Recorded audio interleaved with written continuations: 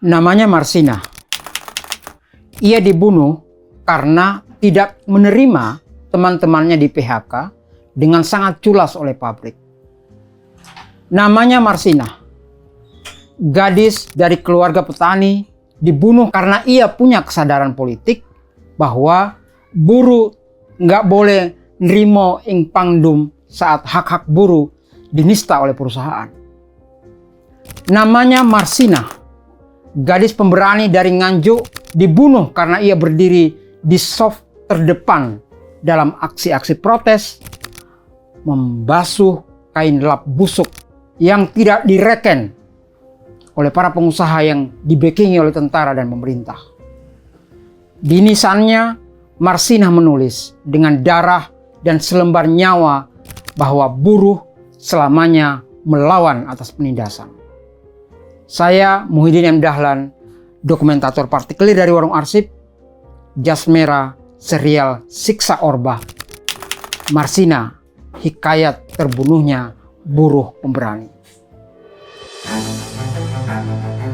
Adalah pertama-tama dan pada tahap utamanya membangun jiwa bangsa.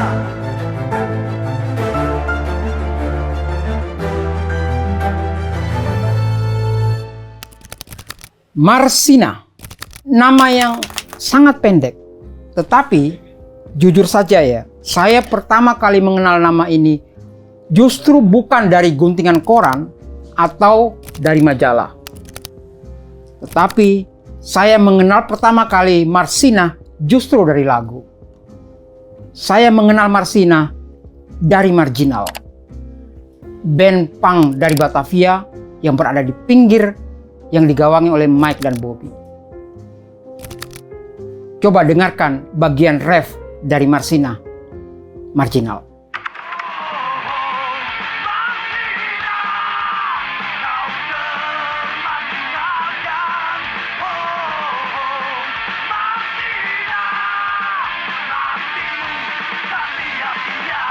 Siapa sesungguhnya Marsina dalam lirik-lirik keras Marginal itu?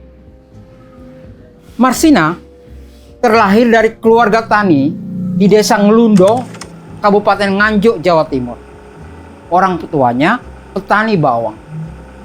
Marsina ingin sekali jadi guru dan karena itu ia kepingin kuliah di IKIP setamat dari SMA Muhammadiyah di Nganjuk di tahun 89. Dan tahun 89 adalah tahun-tahun ketika Indonesia melayari tahun perjudian nasional SD-SMP.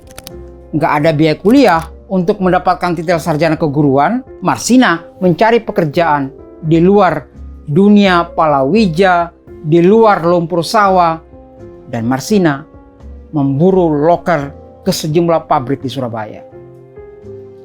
Mula-mula Marsina diterima bekerja di pabrik sepatu Bata. Tahu kan? Sepatu Bata yang legendaris dan tokonya masih banyak di pusat-pusat kota kalian itu. Termasuk Jogja, Malioboro masih ada tuh Bata. Marsina hanya 1 tahun di toko Bata itu.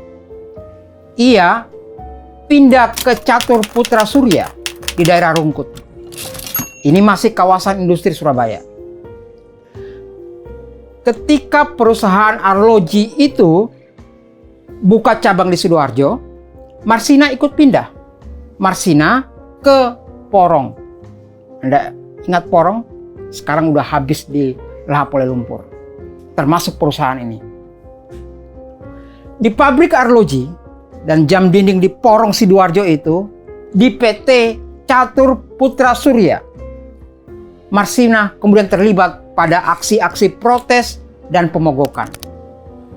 Gadis yang energik dari Nganjuk memang tampak sangat menonjol.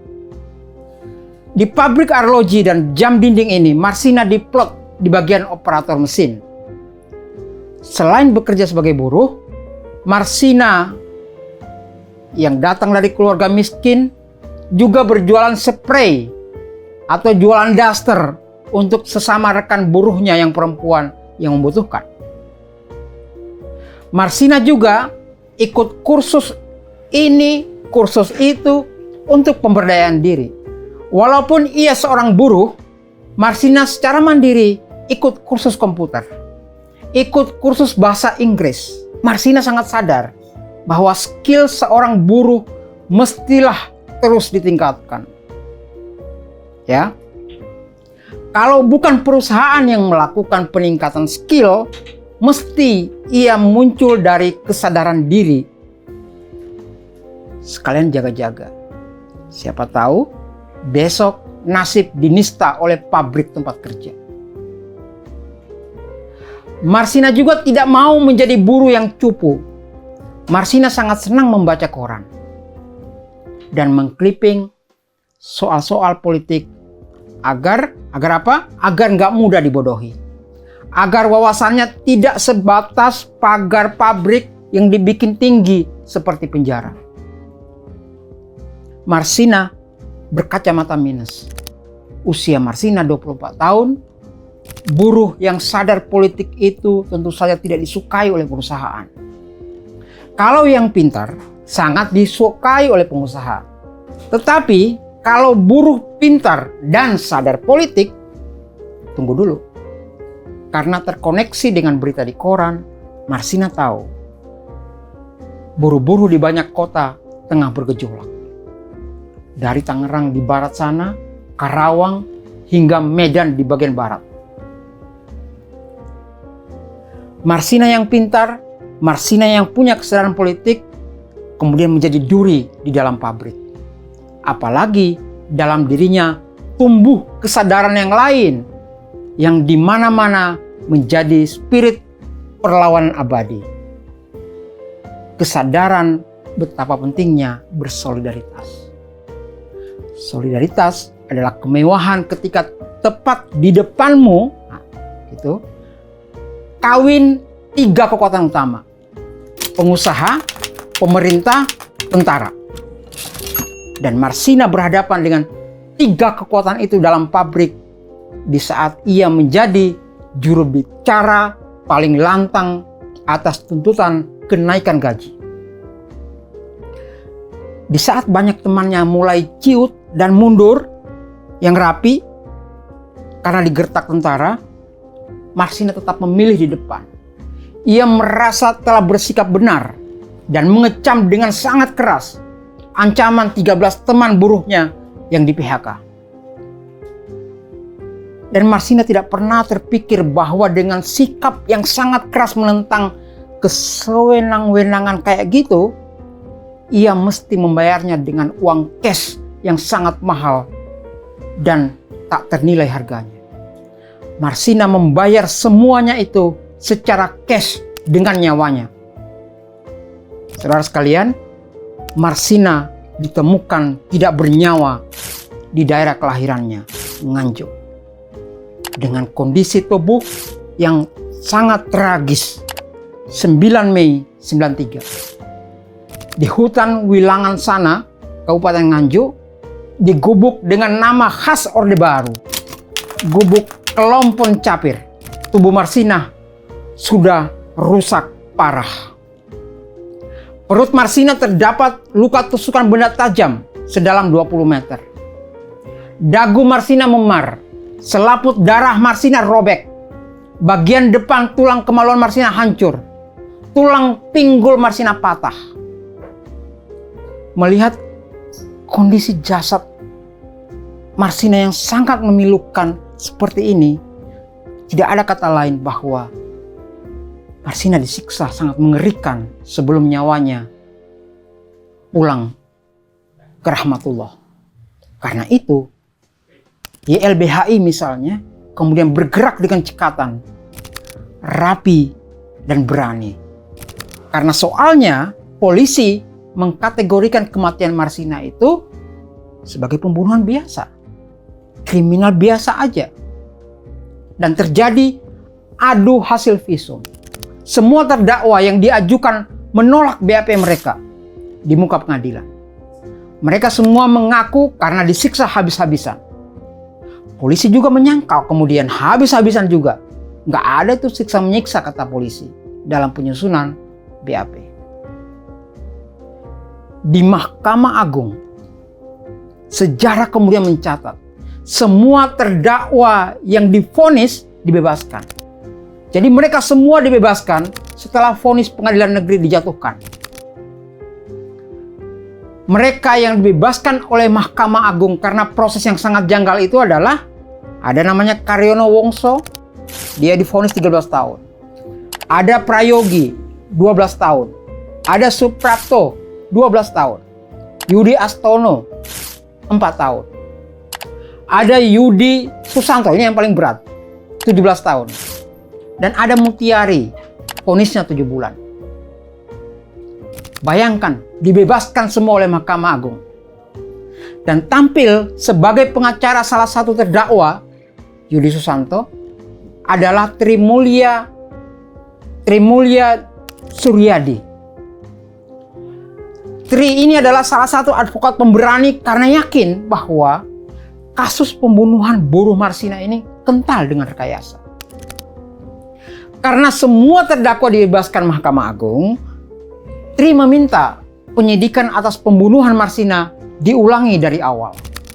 Harus disidik ulang mulai dari awal. Dari mana? Dari Kodim Sidoarjo. Ya, karena pihak Kodim sedari awal terlibat dalam proses PHK karyawan pabrik arloji ini. Terlibat dari awal mem-PHK. Aneh kan?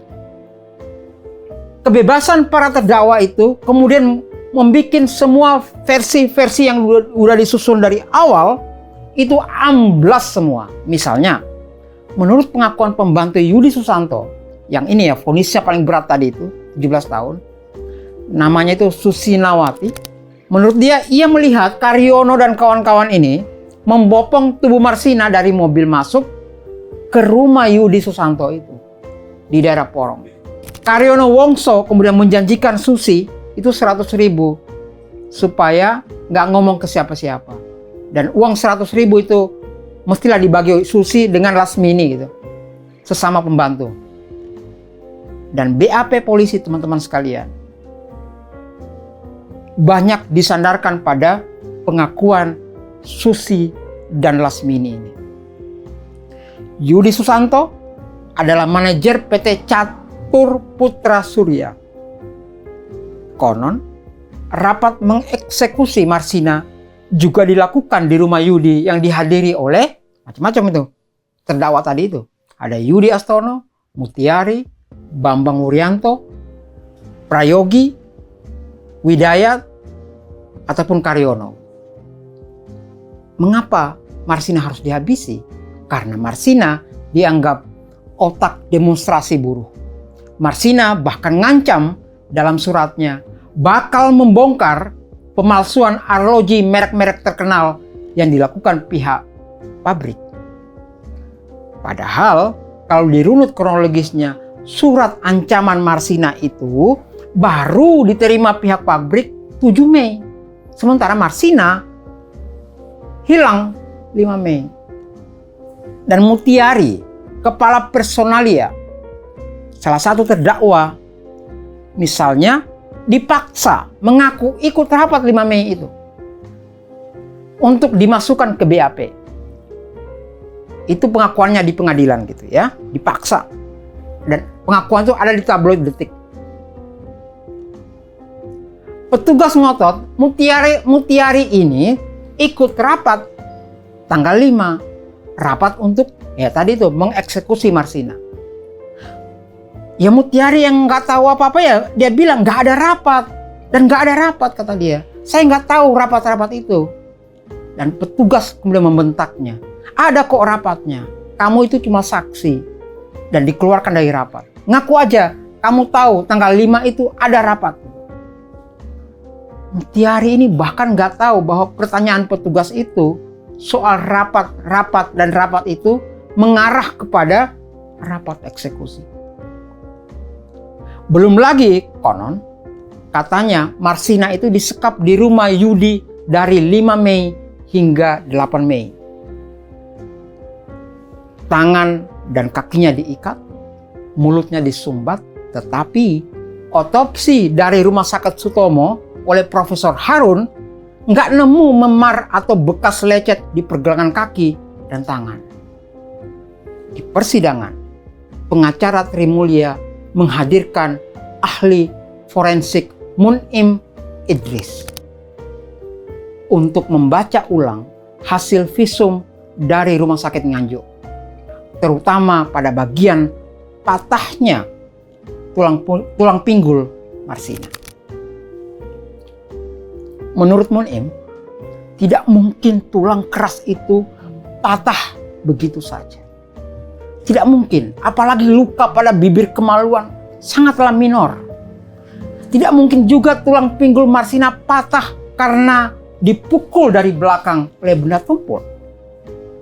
Menurut Mun'im Idris, butuh senjata yang lebih hebat ketimbang kayu, atau dibutuhkan tenaga luar biasa, atau kata dia perlu terjangan sesuatu yang berkecepatan tinggi untuk ngancurin tulang pinggul itu. Kata Mun'im, melihat kerusakan tulang pinggul Marsina, kemungkinan si gadis desa pemberani ini dihabisi dengan tembakan peluru. Jadi sekali lagi, pengacara Trimulya Suryadi meminta penyidikan ulang atas pembunuhan Marsina. Disidik ulang, seperti tadi, mulai dari Kodim Sidoarjo. Karena pihak Kodim sedari awal terlibat dalam proses PHK karyawan pabrik. Apa yang diminta pengacara Trimulya dan juga didukung Hendardi dari YLBHI mendapat penguatan dari Sekjen Komnas HAM Baharudin Lopa. Setelah aksi 4 Mei 93, keesokan harinya 5 Mei malam, kemana Marsina? Itu mesti jelas dulu. Marsina pergi ke 13 rekan kerja Marsina yang di PHK. Dan mereka ke-13-nya itu berada di kantor Kodim. Menurut Trimulya, ke situ Marsina, ke tempat di mana teman-temannya ditahan. Kepergian Marsina 5 Mei itu sampai tengah malam, nggak pernah lagi kembali ke kosnya. Sampai ditemukan jasadnya yang sudah rusak oleh penyiksaan yang sangat sadis di daerah kelahirannya, di Gubuk Kelompon Capir 4 hari kemudian. Di dekat mayat Marsina, pelaku juga naruh foto Marsina. Bayang gak itu? Agar apa itu? Menurut Trimulya, agar mayat cepat-cepat ditemukan oleh warga. Dan mereka udah siap menuduh orang lain sebagai pelaku. Terus, apa motifnya? Para pelaku ini merenggut nyawa seorang buruh yang teguh menunjukkan kepedulian dan solidaritas sesama buruh yang kehilangan kerja. Tidak ada pengorbanan yang lebih tinggi dari kehilangan nyawanya sendiri. Itu kalimat dari Mokhtar Lubis, Ketua Dewan Juri Anugerah Yap Thiam Hien. Buruh Marsina di pamungkas tahun 93 diberi anugerah Yap Thiam Hien secara anumerta. Marsina adalah pahlawan hak asasi, tokoh HAM 93. Menurut juri yang lain, Romo Mangunwijaya, Marsina adalah pahlawan masa kini yang pantas kita jadikan teladan.